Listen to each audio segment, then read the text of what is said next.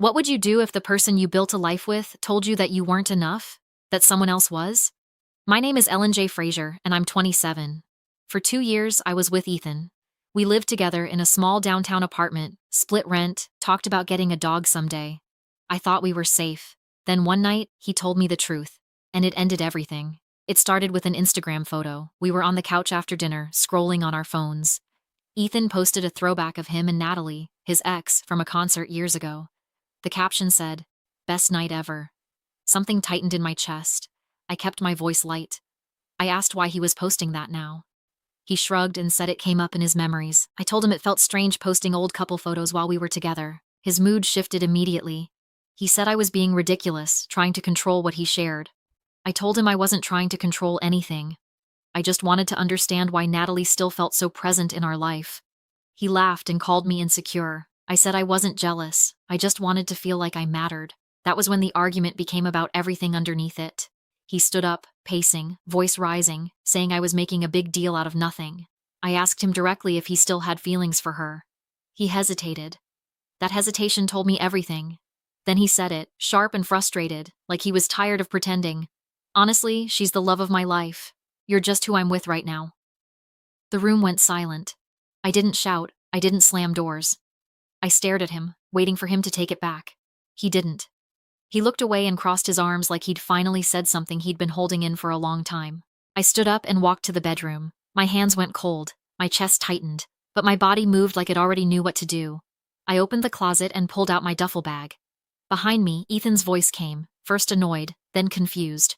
"What are you doing?" I didn't answer. I started pulling clothes off hangers, folding them too fast. He followed me into the room, his tone shifting from defensive to panicked. "Ellen, what are you doing?" He said it louder, like volume could make me stop. I kept packing. He asked if I was seriously leaving right now.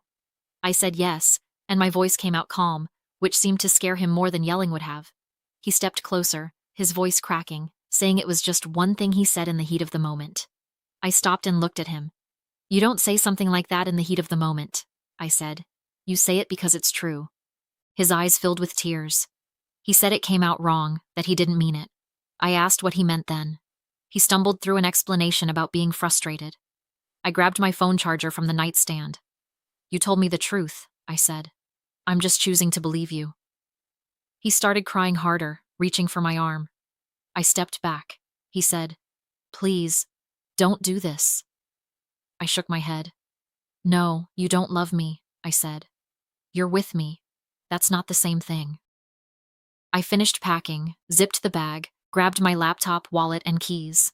He tried blocking the bedroom door, pleading, promising he'd delete the photos, cut Natalie off, do whatever I needed. I told him I didn't want him to do anything. I wanted him to be honest, and he finally was. I moved past him gently and walked to the front door. He followed me the whole way, sobbing, repeating that he didn't mean it. I put my shoes on and looked at him one last time. "I hope you find what you're looking for," I said. Then I left. The drive to my friend Jason's place was a blur. My phone buzzed constantly, text after text from Ethan apologizing, backtracking, promising to fix it.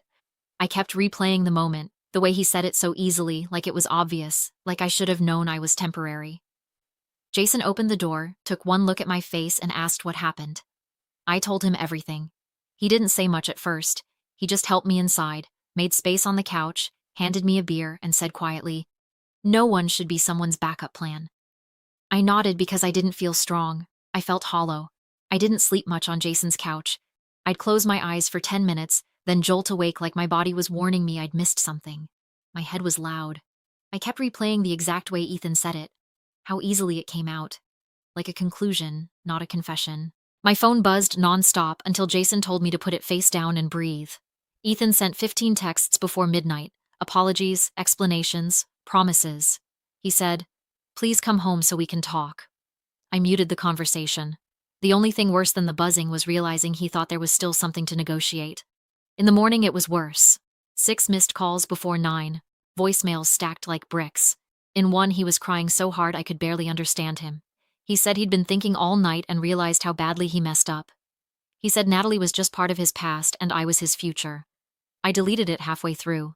If I was his future, he wouldn't have needed a whole night to figure it out. Jason asked if he could be honest. I said yes. He said the words Ethan spoke didn't come from nowhere. They came from a place that had been building for a long time, and I'd been living inside that without naming it. When I looked back, the signs were everywhere. Ethan kept Natalie in his life in ways that were too close.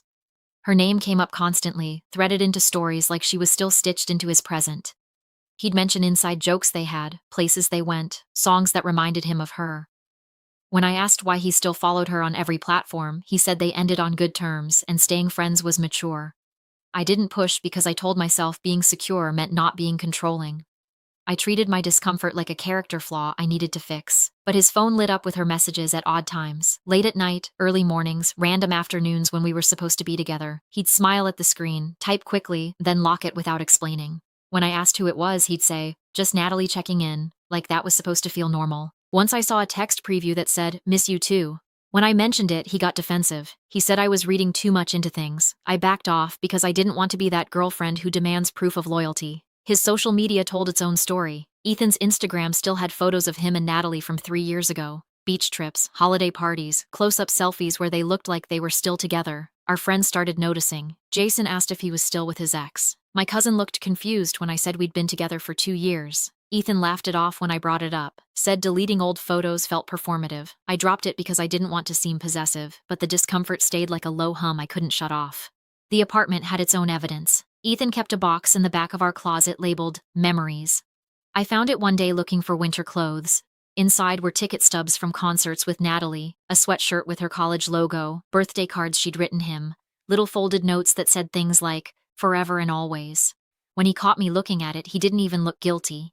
He said he kept mementos from all his relationships. I asked if he had a box for us. He said he didn't need one because we were still happening. At the time, I thought that was sweet. Now I realized it meant he didn't believe we would last long enough to need remembering. His friends treated me like a temporary guest. When we hung out with his college group, they brought up Natalie's stories like I wasn't there. Ethan would laugh along, never redirect, never acknowledge it might be awkward. Once his friend Jess actually said, "Natalie was so good for you," right in front of me. Ethan smiled and said, "She was." I sat there like furniture. The comparisons were everywhere. He never said them outright, but they were in how he described her. Natalie loved the same band he did. Natalie knew how to fix things. Natalie could plan trips without overthinking. I tried to learn his music, tried to plan weekends, but it never felt like enough. I was measuring myself against a ghost. Memory Natalie was perfect because she lived in the past where nothing could challenge her. The fight wasn't really about an Instagram photo. The photo was just the moment I finally touched the nerve. I asked why post it now because I needed to hear him say something simple like, "It's old, it doesn't matter, you matter." Instead, he got angry.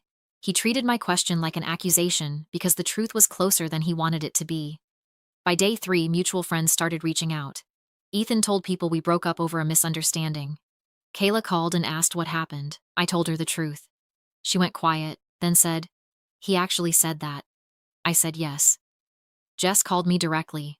She said Ethan was a mess, barely eating, crying constantly. She asked if I'd consider meeting him to talk. I told her I wasn't interested in being someone's consolation prize. The line went quiet. Ethan's tactics kept shifting. Apologies turned into guilt. Guilt turned into pressure. He started posting cryptic stories, quotes about mistakes and second chances, photos of our apartment with captions about empty spaces and regret. Jason told me he was baiting me, trying to pull me back in without fully owning what he did. The more I watched, the clearer it became that Ethan didn't want me back because he suddenly understood my value. He wanted me back because he didn't like the consequence. Then a week after I moved out, it happened. Publicly. I found out through a screenshot. It popped up in our group chat, sent by Kayla. Ethan and Natalie were at a coffee shop downtown, leaning close across a small table, both smiling like they were sharing something private. The caption read, "Reconnecting with old friends." The timestamp showed it was posted 6 days after I left. 6 days. My phone buzzed immediately, friends asking if I'd seen it, friends saying they were sorry. I stared at the photo longer than I needed to, not because I was shocked, because I wasn't. It confirmed what my body already knew the moment he hesitated. Ethan had chosen Natalie long before he admitted it out loud. Kayla commented, "Interesting timing." Ethan deleted the comment within minutes, then deleted the entire post an hour later. Too late.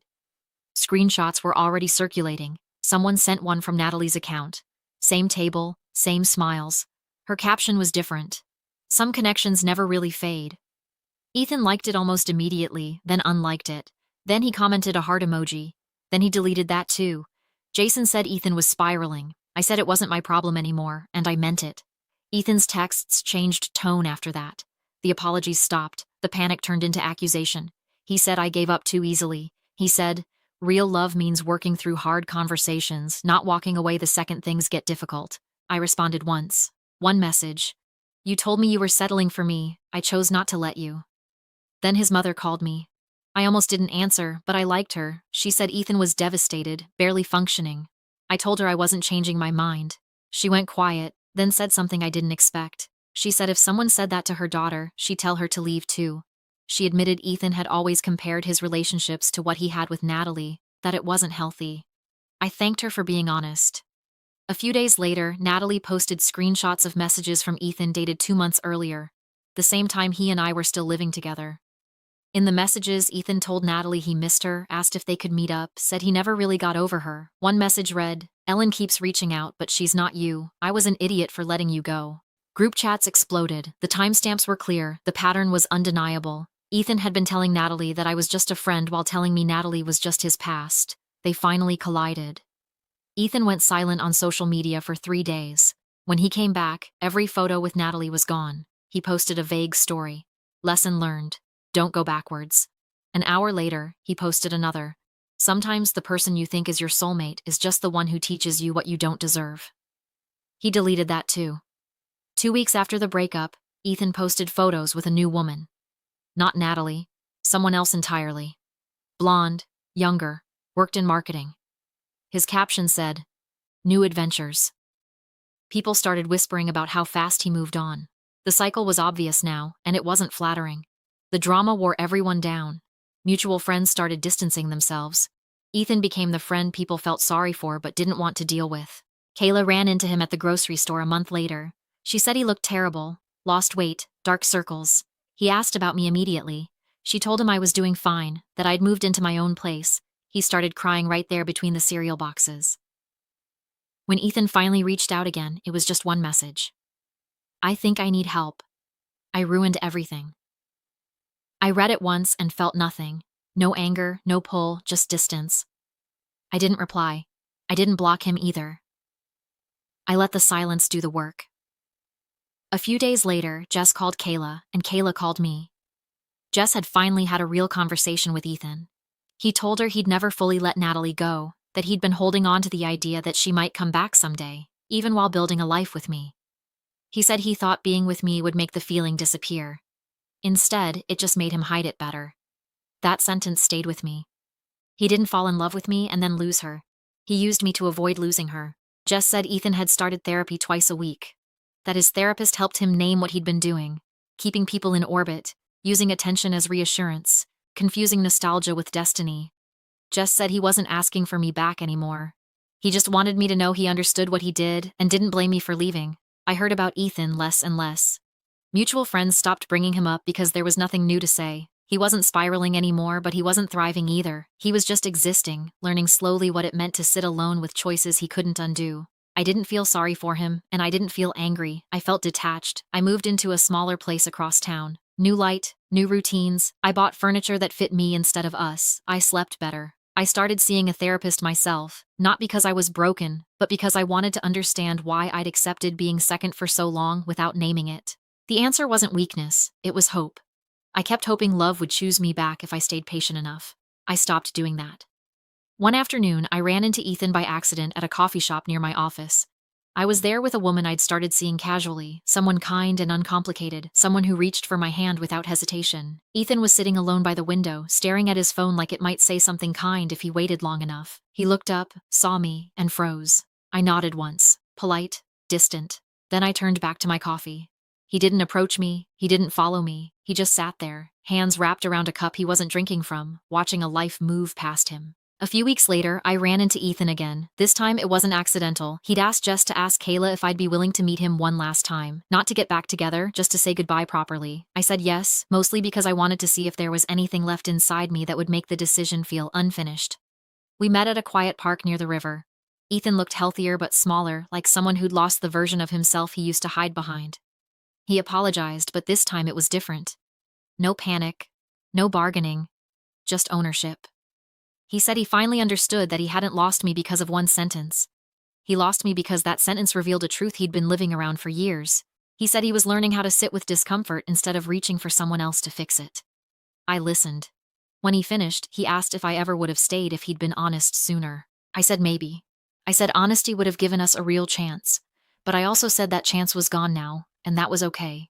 We weren't meant to circle back. We were meant to diverge. He nodded, and for the first time, didn't argue with reality. When we stood up to leave, he thanked me, not for forgiveness, but for leaving when I did. He said watching me walk away forced him to confront things he'd been avoiding his entire adult life. I walked away feeling lighter than I had walking in.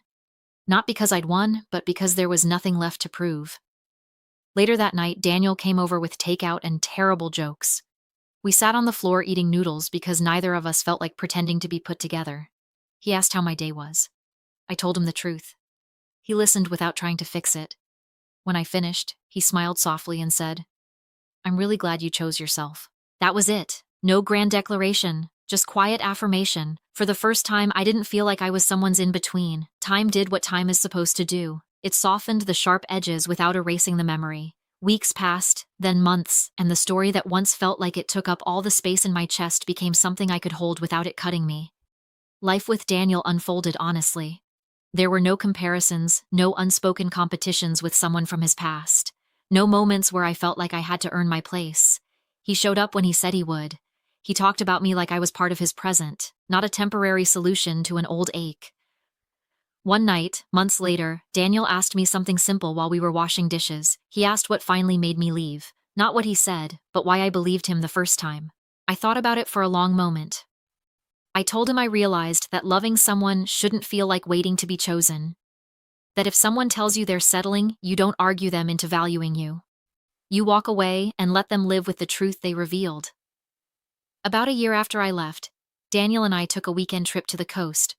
A small rental near the water, fog rolling in during the mornings, the sound of waves at night.